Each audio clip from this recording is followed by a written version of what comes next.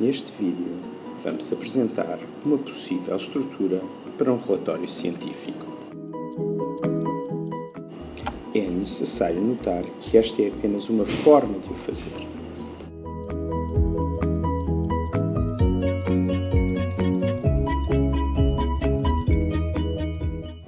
A estrutura normal de um relatório inclui um título e, obviamente, uma capa, um resumo, índices, uma introdução, por vezes, e dependendo do relatório ou do manuscrito a escrever, objetivos, métodos, resultados, discussão e, finalmente, bibliografia. Há ainda que considerar a hipótese da existência de apêndices ou anexos.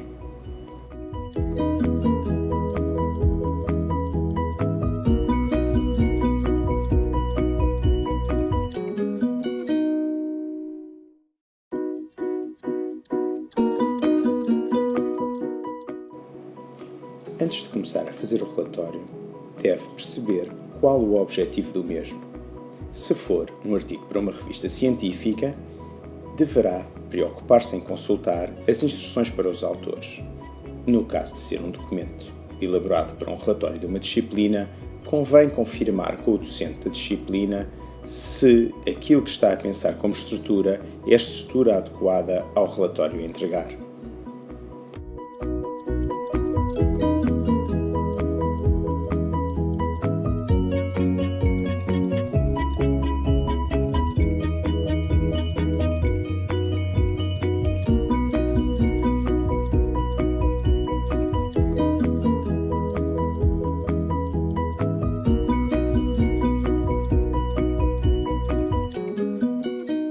Outro ponto a considerar previamente é a paginação.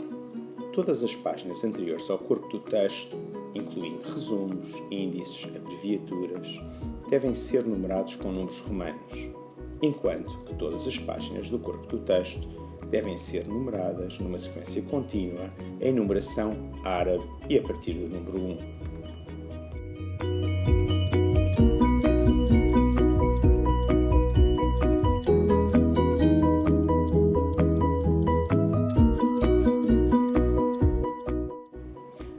O título é, sem dúvida, um ponto bastante importante do seu documento. Deve descrever o conteúdo de uma forma clara e precisa, de forma a que os leitores possam decidir se querem ou não ler o seu relatório ou o seu artigo, e deve conter palavras apropriadas a uma boa indexação.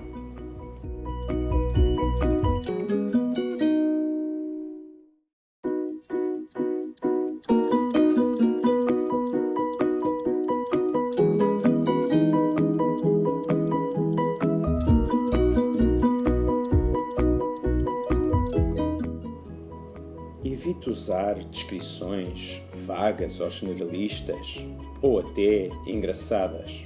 Por exemplo, um bom exemplo para um título seria a relação entre a hormona luteinizante e a obesidade em ratos Zucker.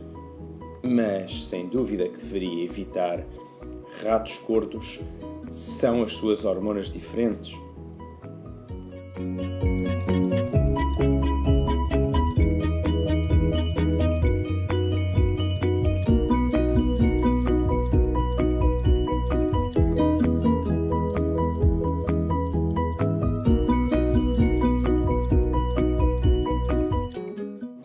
O índice depende do documento que vai escrever. Alguns documentos não necessitam ter índice, outros, devido à sua dimensão e estrutura, necessitam claramente de o ter e podem até incluir mais do que um índice.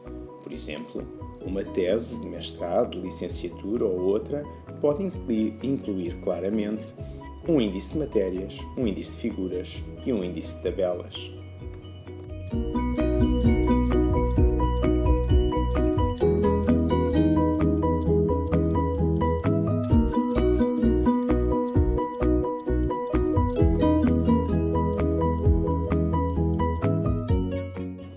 A lista de abreviaturas é também um ponto importante do seu documento, pois no texto pode utilizar acrónimos e abreviaturas para as quais os leitores não estão habituados e não os reconhecem.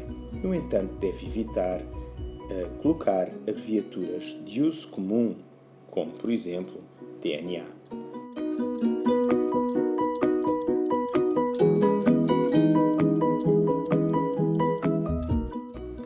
O resumo é um pequeno texto, normalmente limitado no tamanho pelo número de palavras ou caracteres, onde se pretende sumariar os resultados mais importantes, descrever a metodologia utilizada, explicar os objetivos principais e dizer quais as principais conclusões que se obteve do trabalho realizado.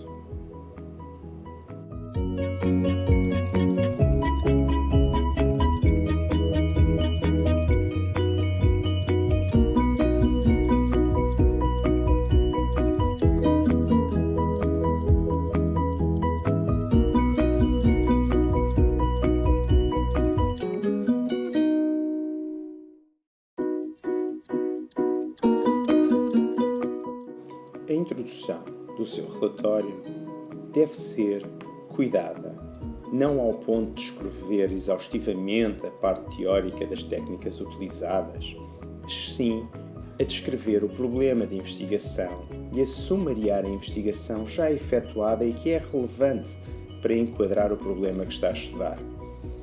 Deve fazer uma revisão dessa investigação e perceber se existe algum conflito, alguma questão existente que a sua investigação, que agora tenta descrever, vai resolver.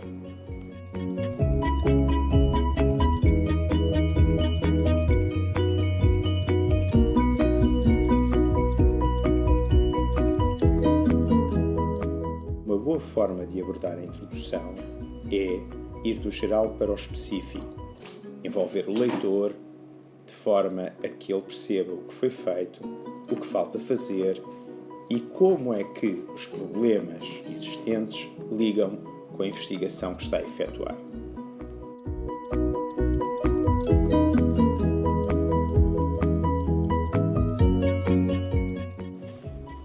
Na secção de métodos, vai descrever brevemente o procedimento científico utilizado. Neste caso, poderá ter duas subsecções. Uma subsecção de materiais, onde descreve os materiais, equipamentos, eventualmente sujeitos que foram utilizados no procedimento experimental, enquanto que na secção dos métodos deverá explicar os passos experimentais que efetuou.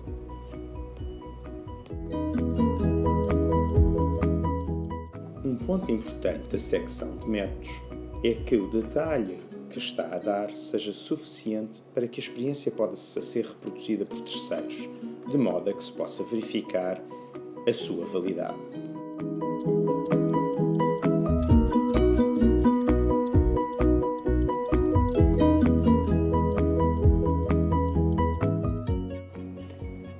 Na secção de resultados, pretende-se descrever sumariamente a experiência, sem obviamente repetir os detalhes da secção de métodos. Também se pretende relatar os principais resultados e deve fazê-lo do mais para o menos importante, do simples para o complexo.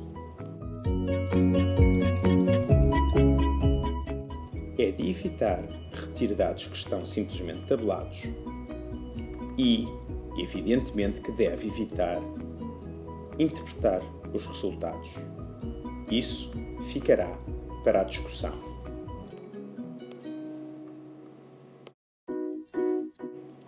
Na discussão, deve fazer um sumário das descobertas mais importantes do seu trabalho, que conclusões foi possível tirar. Para cada uma das descobertas, pode escrever os padrões, princípios e relações que os resultados demonstram, explicar como os resultados se relacionam com as expectativas iniciais e com a literatura citada e o conhecimento do sistema já existente nessa mesma literatura e que foi, obviamente, descrito na introdução.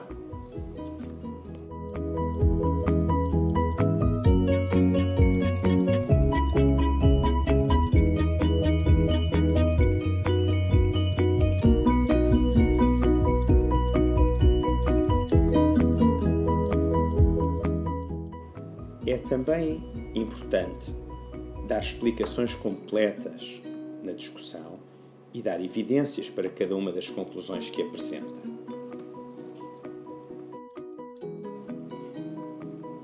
Uma secção final será a secção de conclusões, que muitas das vezes também é incluída na discussão. Neste caso, ou seja, no caso de preferir fazer as conclusões em separado, deverá fazer com que haja um ênfase em sumariar no trabalho os resultados apresentados e correlacioná-los com os objetivos iniciais. Muitas das vezes escolhe-se também colocar anexos ou apêndices nos relatórios ou nos trabalhos efetuados. Neste caso, o anexo deve conter a informação que não é essencial à explicação das observações efetuadas, mas que de alguma forma suporta a análise efetuada. Finalmente, temos a bibliografia. É essencial incluir uma lista de referências estas que são citadas ao longo do texto e que devem ser feitas num determinado estilo bibliográfico, que é definido pelo docente da disciplina, pelo editor da revista ou outra pessoa. Para tal, e para facilitar este trabalho, pode utilizar um software, sendo que vários estão disponíveis e de forma grátis. Espero obviamente que tenham gostado desta pequena apresentação e devo dizer que com algum empenho é sempre possível chegar ao 10.